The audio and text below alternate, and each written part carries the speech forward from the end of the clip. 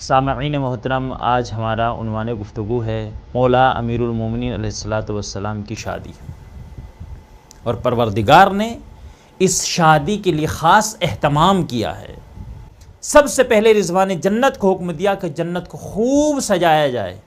حکم پروردگار سے جنت کو سجایا گیا، تمام ملائکہ نے بہترین لباس زیبتن کیے، غلمان سنورنے لگے، حوران جنت سجنے لگیں، جنت کے تمام گوشے مشک و عنبر سے معطر کیے جا رہے ہیں، علی و فاطمہ کے صدقے میں لولو و مرجان لٹائے جا رہے ہیں، ہر طرف خوشی کا ماحول ہے۔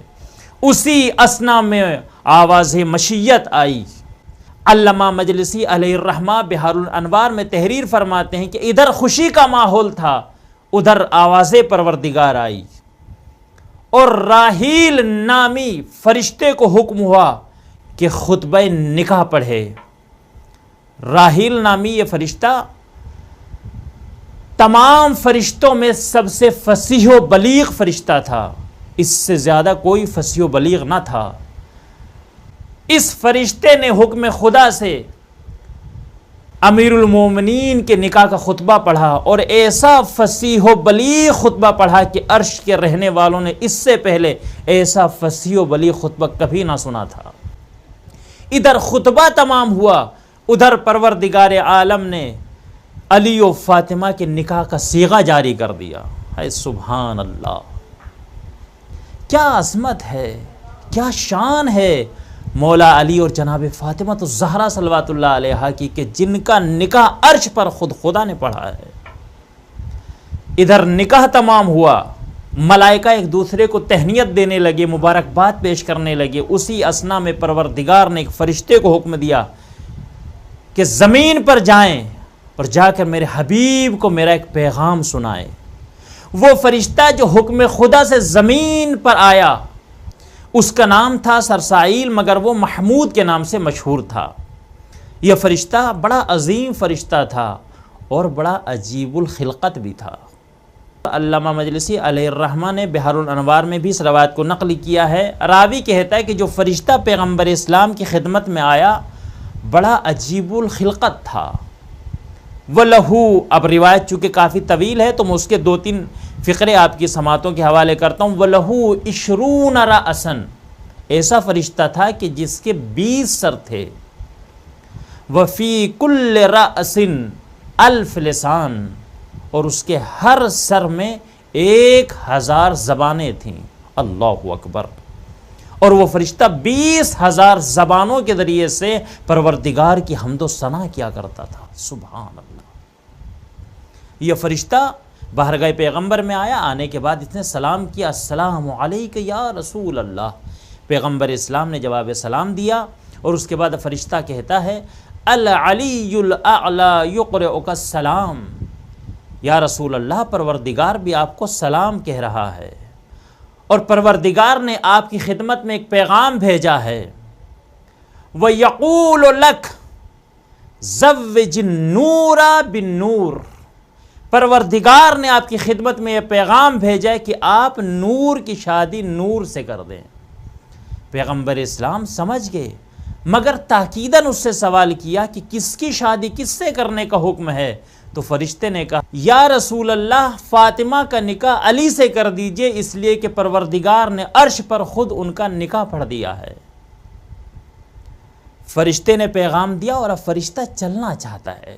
جب فرشتہ بارگاہ رسالت سے نکلنے لگا تو روایت کی فقرے یہ ہیں کہ ایک مرتبہ رسول اللہ کی نگاہ اس کی پشت پر پڑی، اس کے دونوں کندھوں کے درمیان میں ایک عبارت مکتوب تھی، لکھا ہوا تھا لا الہ الا اللہ محمد الرسول اللہ علی بن ابی طالب علیہم السلام مقیم الحجہ۔ جیسے ہی پیغمبر اسلام نے اس عبارت کو دیکھا، فوراً کہا سرسائیل ذرا ٹھہریں۔ حکم پیغمبر ہوا، سرسائیل ٹھہر گیا۔ پیغمبر اسلام نے فرشتے سے سوال کیا کہ مجھے یہ بتا، یہ عبارت جو تمہارے دونوں شانوں کے درمیان میں ہے یہ کب سے مکتوب ہے؟ تو فرشتے نے کہا یا رسول اللہ، اس دنیا کی تخلیق سے 12,000 سال پہلے پروردگار نے میرے شانوں کے درمیان میں اس عبارت کو تحریر کیا تھا۔ سبحان اللہ، کیا عظمت ہے ان ہستیوں کی۔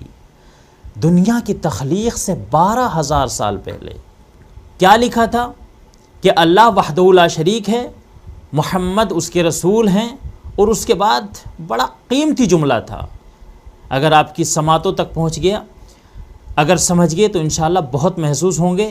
اس کے بعد ایک جملہ لکھا تھا وَعَلِيُّ بْنُ أَبِي طَالِبٍ عَلَيْهِمُ السَّلَامُ مُقِيمُ الْحُجَّةِ کہ علی ابن ابی طالب حجت کو قائم کرنے والے ہیں۔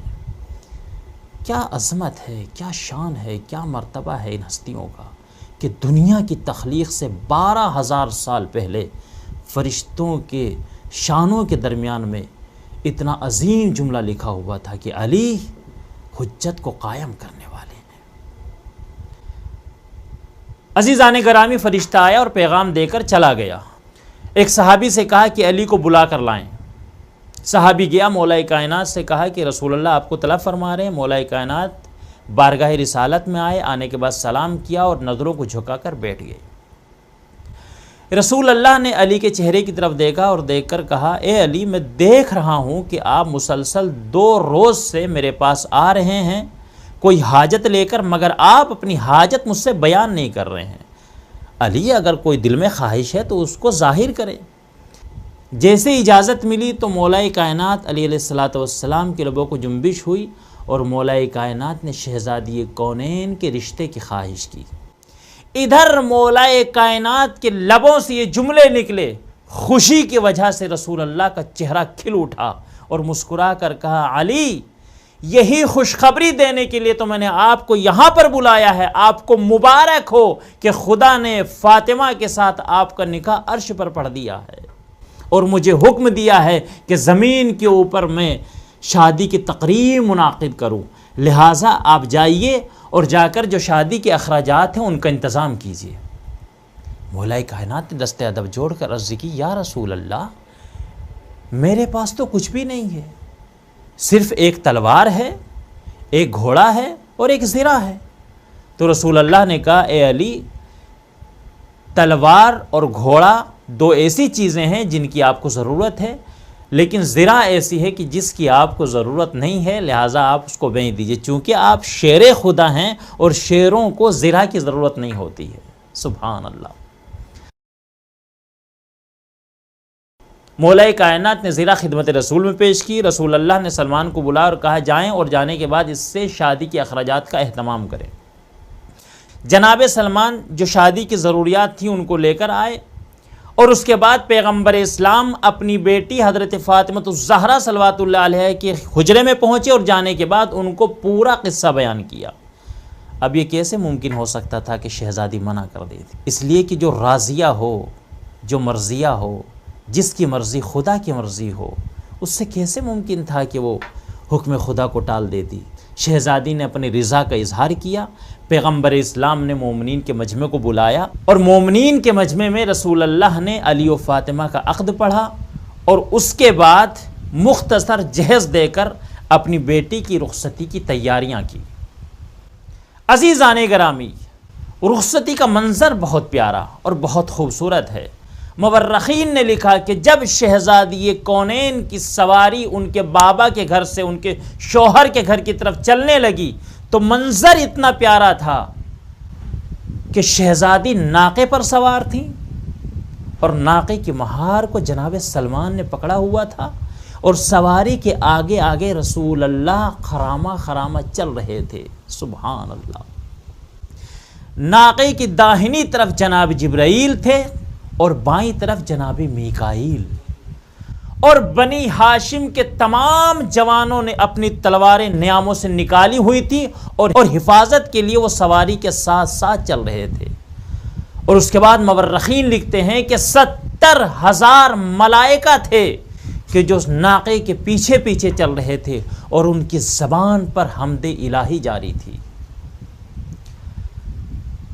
لا الہ الا اللہ اور نعرہ تکبیر کی صداؤں سے پورے مدینے کی فضائیں گونج رہی تھیں، اور اس اہتمام کے ساتھ اس شان و شوکت کے ساتھ شہزادی کونین مولائے کائنات کے گھر تشریف لائیں۔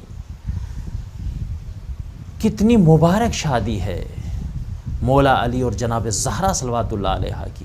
اسی مبارک شادی کے صدقے میں ہم بارگاہ پروردگار میں ہاتھوں کو اٹھا کر دعا کرتے ہیں کہ پروردگار تجھے واسطہ ہے اس مبارک شادی کا کہ ہماری قوم کے جوان لڑکے اور لڑکیاں جو ابھی تک شادی کے مسائل میں الجھے ہوئے ہیں، پروردگار سب کی مشکلات کو دور فرما اور سب کے لیے بہترین رشتے کا اہتمام فرما۔